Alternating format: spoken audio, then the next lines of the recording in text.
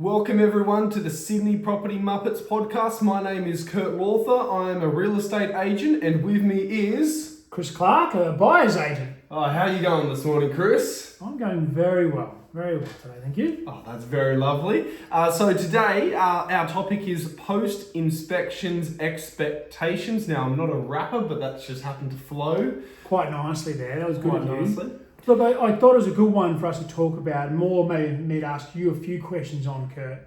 I know a lot of buyers or potential buyers out there, they go and look at these inspections, they're trying to get a feel for what they should be buying, or they might be very close to buying, but they're not really too sure or comfortable with what are the expectations. Once they inspect the property, they obviously meet lovely Kurt or whoever it might be, an agent on the side, maybe two or three, you guys gang up. We do like to gang up. And then afterwards, you know, the Monday, they get follow-up calls from properties they've seen. What are your expectations from a real estate agent on those people providing you clarity, information? What are some tips you can give them? So first of all, I think it's actually very important to put yourself in the mind of a vendor. And the vendor, the person selling the property. The person selling the place and what the expectation and what they would love from their agent. And that's consistent and regular follow-up of the buyers coming through. Because as a vendor, if the buyers have come through, and the agent doesn't follow up, you're not doing a good job. The vendor's probably not going to be happy about it. So lost information, isn't it? It's like a touch point. If I'm selling a house, I want to know how it's going through the campaign. Okay. Exactly. So I can understand that, but what is a buyer? What should they then be doing? Okay, so from that point on, the real estate agent, if someone comes through on a Saturday, is some people get a follow-up call on the Saturday afternoon. I'm going to call you on the Monday. Yep, fair. Now, depending on how frequently, but generally I just try and keep it to, I'm going to call you on the Monday. If I get a voice message, I try and leave a text message. Yep. That's not always the case if we've got a lot of people through. So expect a call on the Monday. Expect a call on the Thursday. Right. Because we have Wednesday open home. So if we get a voicemail. Okay. Yep. So when I first started in, lots of energy, would try and call the Monday, Tuesday, Wednesday, Thursday, but as you get more properties, more stuff to do. It's challenging.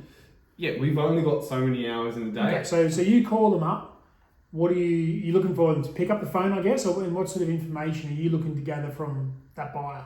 Long story short, if they like the property, if they see value in where we're guiding, if they think it's too high, too low, and if they dislike it, maybe 1 or 2 points why they disliked it. Yep. And that's generally, and if they're interested and if they want a contract or strata or a building report, just generally those bits of information. But the most important one is, do you like the property and do you want to keep in touch for this property?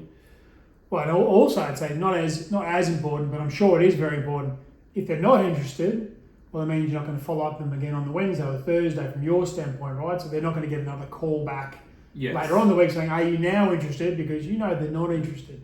So I know a lot of buyers can be frustrated that an agent keeps following up.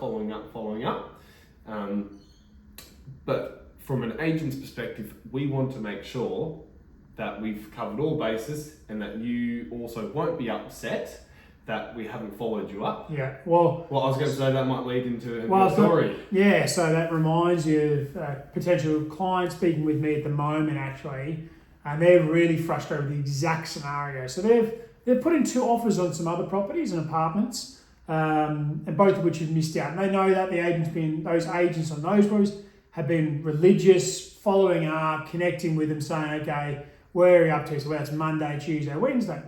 A new property came up with a different agent who did contact them the Monday, but the client here or the potential buyer decided to let that one go through the keeper with the thought process that agent, as you were saying, will call back, right? My buyer's like, I'm busy, I am interested, but hadn't actually communicated to them. On the Thursday, the property was sold, right? That buyer then is really frustrated because it's been sold for a level that's under what they expected to pay, but in fair play, they hadn't bothered to call the agent up, but they were there going to me, Chris, we don't understand. Some agents are doing this. They're really following up for Monday, Tuesday. All our previous experience was this. And then all of a sudden with the property we liked, we got one call, that's it, and the property's been sold. What is your take on that? So my take on that is it all really depends on the real estate agent. They represent the vendor. Mm. And you don't know what's going on behind the scenes, and really it's kind of also none of your business in a very polite way. Right. But that vendor may be being like, look, we need to sell quick.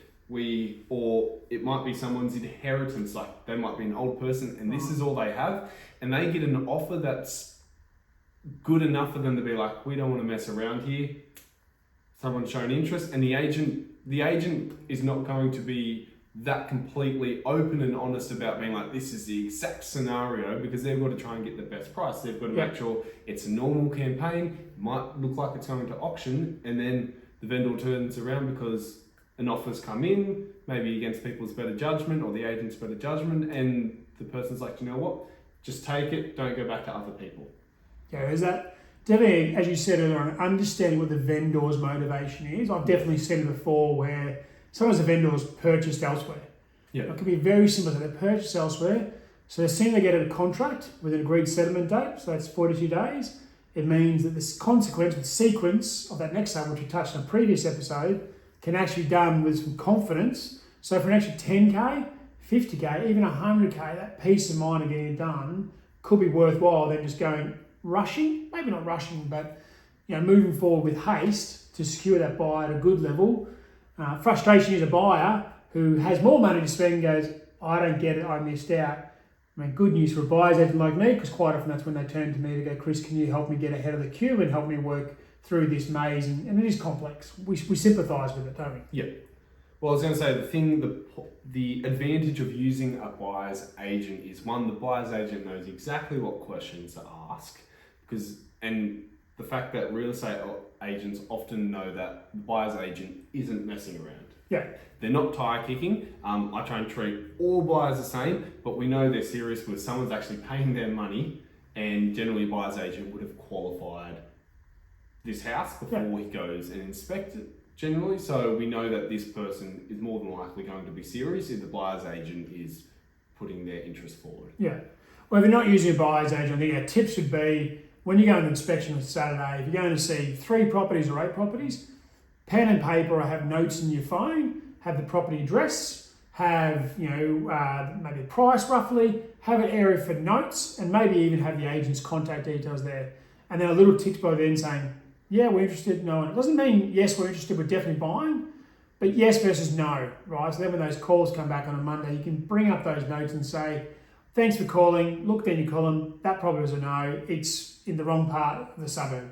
Exactly. It's a quick call, takes away all that frustration, and actually the agent's going to respect you more, and in likelihood, agent might turn and say, okay, I heard you're not after that part of the suburb, but I got another property coming up in the other part of the suburb.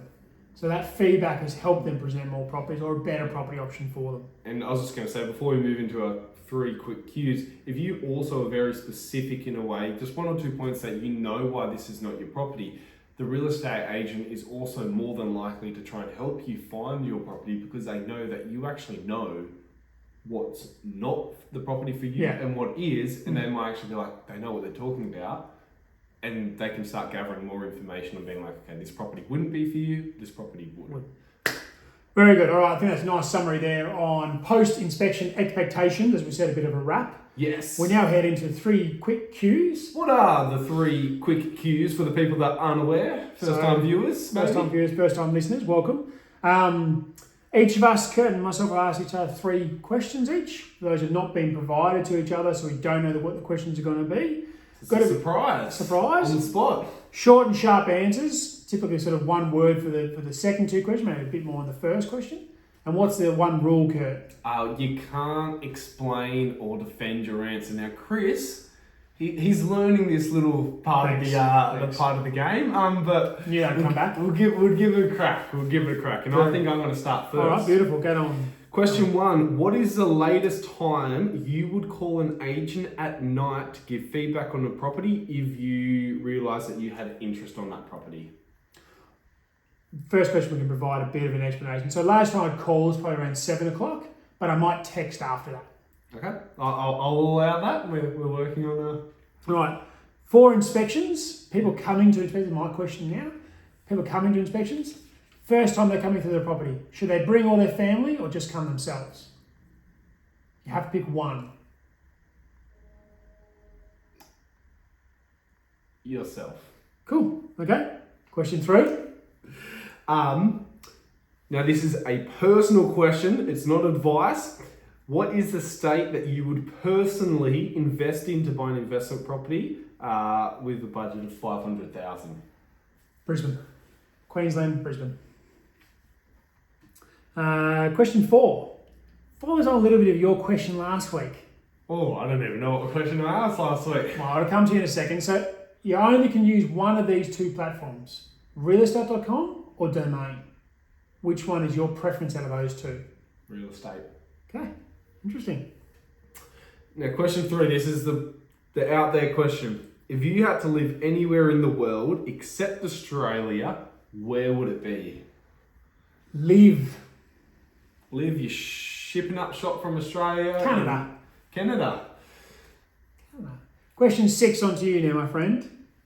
Cocktails? You can only drink one of these things the rest of your life. Cocktails or beer? Beer. Very good. Well, thank you all for coming along or having a listen this week on the Sydney property markets. Hope you've enjoyed it. Yes, if you're on YouTube, please subscribe. If you're on Spotify, press download or the notification button to keep them coming. I don't even know what that's called. Not sure either, but an auto download. As we always say, our advice is general in nature. Please reach out to professionals in the area before making any big decisions. But otherwise, thanks for dropping by. Yeah, have a fantastic week.